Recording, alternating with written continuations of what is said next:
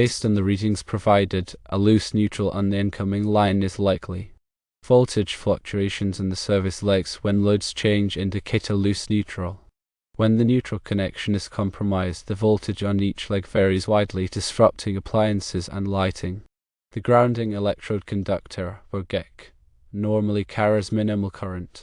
Substantially higher current on the GEC than the service neutral suggests current is flowing through the grounding system, further indicating a loose neutral.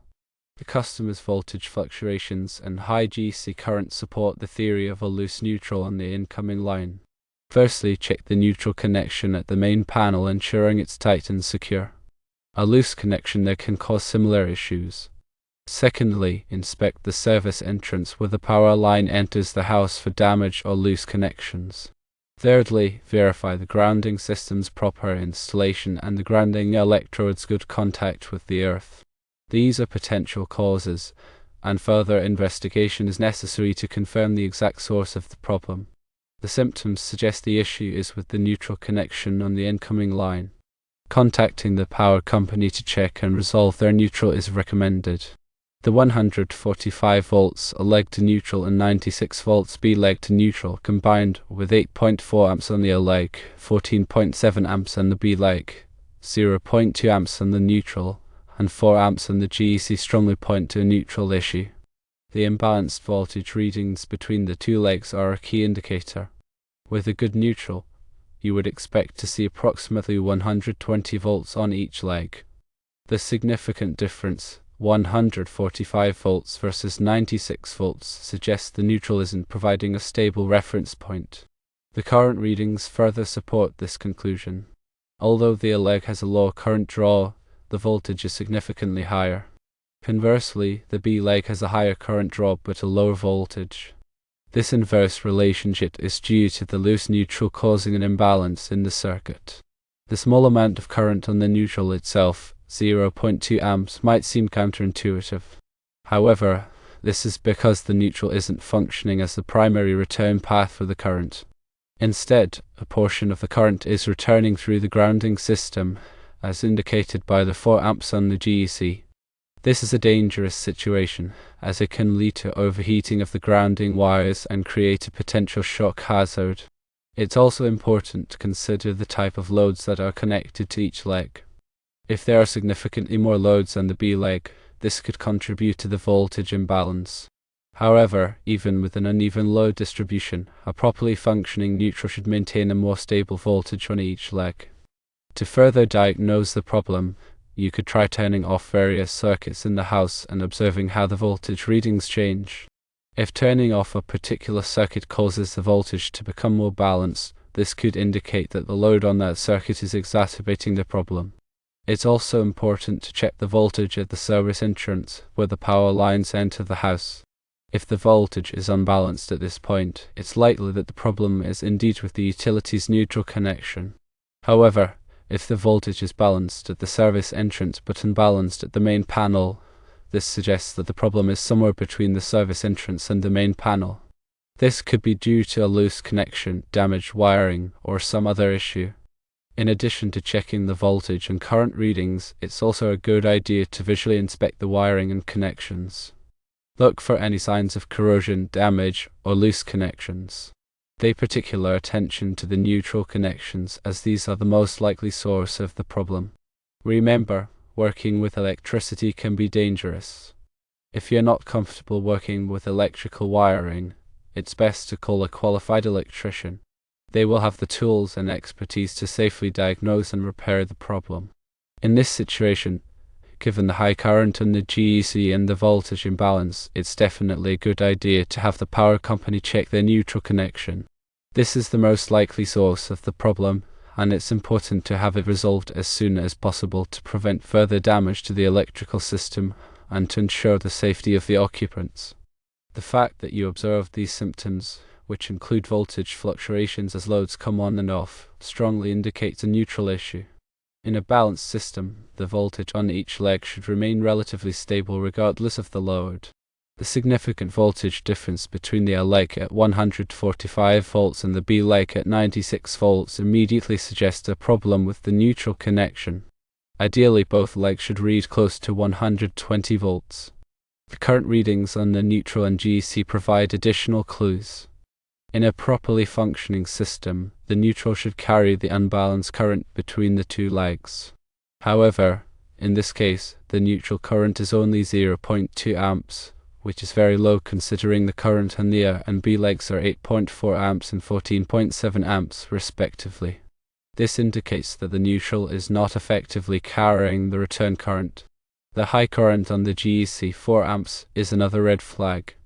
The GEC is intended to provide a path for fault current in the event of a ground fault, not to carry continuous current. The fact that it's carrying 4 amps suggests that the neutral is not providing a proper return path, and current is flowing through the grounding system instead. The combination of these symptoms strongly suggests a loose or broken neutral connection, either at the service entrance, within the panel, or on the utility side.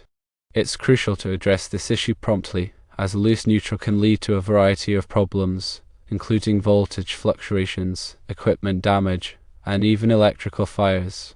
You mentioned that the customer is going to call the power company to check their neutral.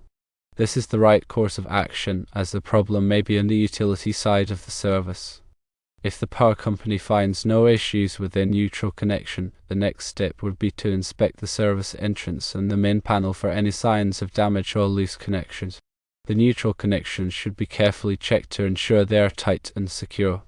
It's also important to check the grounding system to ensure it is properly installed and that the grounding electrode is making good contact with the earth.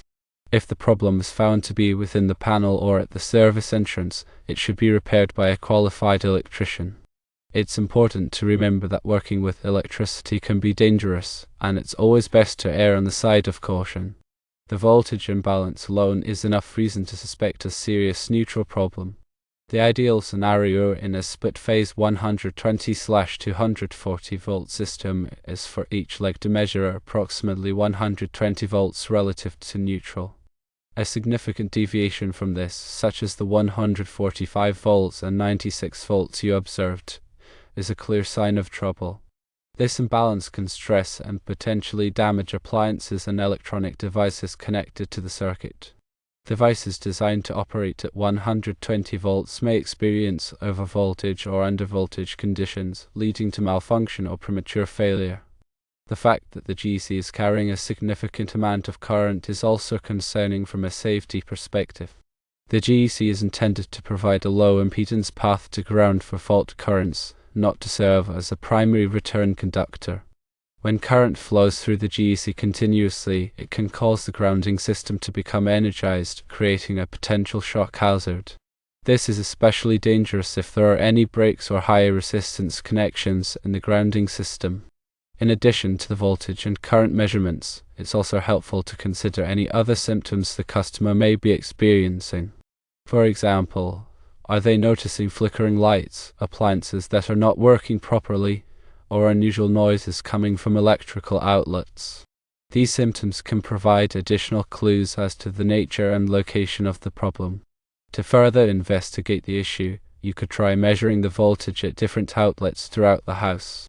This can help to identify whether the voltage imbalance is localized to a particular area or is present throughout the entire electrical system. If the voltage is only imbalanced in certain areas, this could indicate a problem with the wiring in those areas.